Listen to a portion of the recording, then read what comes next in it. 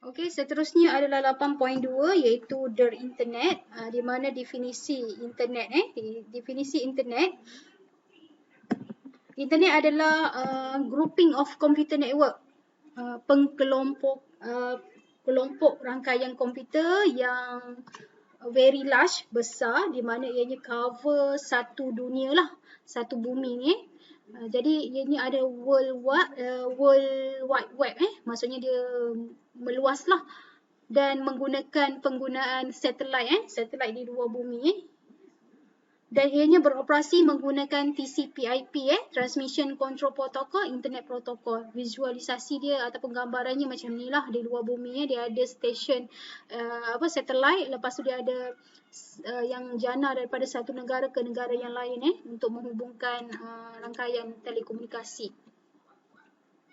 Okey, internet versus intranet. Jadi dari segi istilah internet dan juga intranet ini ianya adalah berbeza, di mana kita boleh bezakan dari segi beberapa kategori ataupun parameter, iaitu usage, penggunaan dia, di mana internet ni public lah, public, meluas lah. Manakala intranet ni biasanya dia private digunakan oleh syarikat-syarikat tertentu untuk tujuan organisasi tersebut menggunakan untuk dia punya certain servis lah yang diperlukan. Okey, user type, di mana internet ini any user having dial-up of internet access line. Maksudnya pengguna ni dia boleh guna capaian internet secara meluas lah. Manakala intranet ni digunakan oleh organisasi ataupun pekerja ataupun company department lah. Dan users di kategori internet ini access all kind of information. Maksudnya apa-apa information boleh diakses. Manakala intranet ni dia internet employer communication. Dia menghubungkan antara satu pekerja dengan pekerja lain ataupun daripada satu company dengan dia punya branch lah, dia punya cawangan menggunakan telefon directory. Dari segi keselamatan, security, kalau internet dia sebab public, dia low security. Manakala intranet ni lebih high security. Dan regulated by ni di mana Internet Architecture Board IAB, dia adalah di bawah Engineering Development, iaitu Internet Corporation of Assigned Name and Numbers. Jadi dia adalah public. Manakala untuk intranet dia regulated by an organization. Maksudnya dia digunakan ataupun dihasilkan oleh organisasi tertentu mengikut keperluan organisasi tersebut. Seterusnya coverage dia, kalau internet ni wide area, meluas lah. Kalau intranet ni adalah within an organization, maksudnya antara organisasi tersebut yang telah didaftarkan lah, dia ada username dan password, maybe macam itulah. Okey, access capaian pula large number of user bagi internet, manakala intranet lebih kepada limited number of user lah, sebab dia berpusat di organisasi tertentu. Kalau sistem failure, internet ni unpredictable, maksud kita tak boleh nak jangka. Kadang-kadang failure tu dari segi sebab corrupt ataupun server down dan sebagainya. Kalau intranet sistem availability, maksudnya dia kurang risiko failure tersebut lah, sebab dia dimonitor. Okey,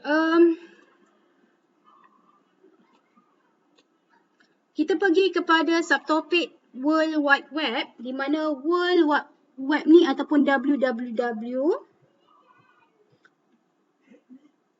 Okey, www ini commonnya dikenali sebagai web lah, website. Dia adalah ruang informasi di mana dokumen dan sumber web lain ni dikenal pasti oleh uniform resources locator yang mungkin dihubungkan oleh hypertext dan ianya dapat diakses melalui internet. Jadi World Wide Web atau nama singkatannya adalah WWW ini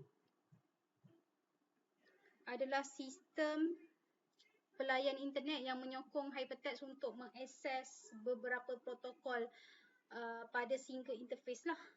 Dan World Wide Web ini terdiri daripada file di mana disebut sebagai halaman page, dan dia ada home page dia lah, dan ianya mengandungi pautan link yang menghubungkan kepada dokumen-dokumen tertentu melalui sumber di seluruh internet lah. Contohnya kita guna email, kita guna browser dan sebagainya, kita akan guna rangkaian lah. Jadi termasuklah kita guna email, FTP, Telnet ataupun Usenet News dan tambahannya World Wide Web ini dia ada own protokol dia, iaitu yang kita panggil sebagai HTTP HTTP ataupun Hypertext Transfer Protocol. Dan programming language yang digunakan adalah Java, JavaScript, Visual Basic, CodeFusion, XML, Net dan sebagainya lah. Sekarang pun dah makin berkembang web programming. Dan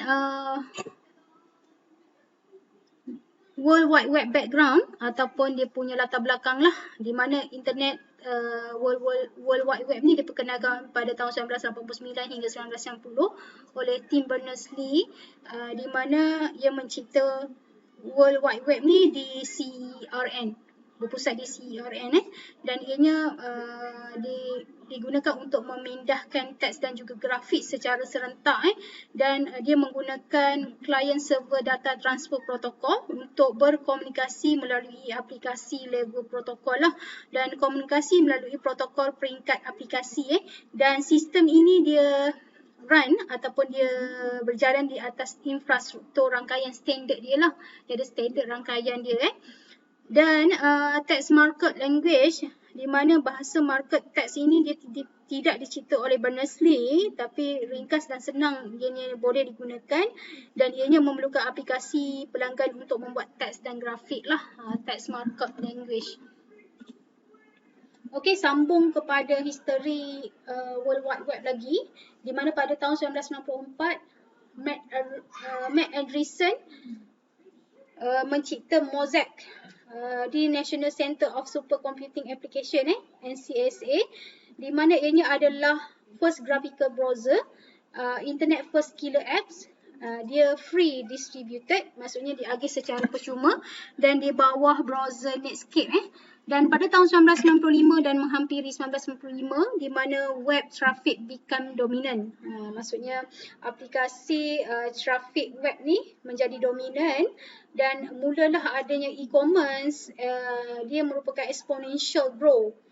Pertumbuhan eksponen dan web infrastructure company dan juga World Wide Web Consortium. Pada tahun 1995 ni Jadi rujukannya adalah Web Protocol and Practice, Krishnamurti and Rifot. Ini adalah rujukan di bawah buku Web Protocol and Practice yang ditulis oleh Krishnamurti dan juga Rifot. World Wide Web component. Komponen-komponen dia adalah, yang pertamanya adalah structural component. Di mana dalam structural component ini dia ada client dan browser. Client browser dominant implementation. Dia masih tak menggunakan client server, dia menggunakan client browser dulu. Lepas tu barulah ada server, di mana server ini adalah hardware, sophisticated hardware yang akan menghubungkan antara klien-klien lah. Dan lepas tu ada cache, di mana ianya diperkenalkan untuk banyak kegunaan lah cache ni. Dan internet ni adalah infrastruktur global yang memudahkan pemindahan data.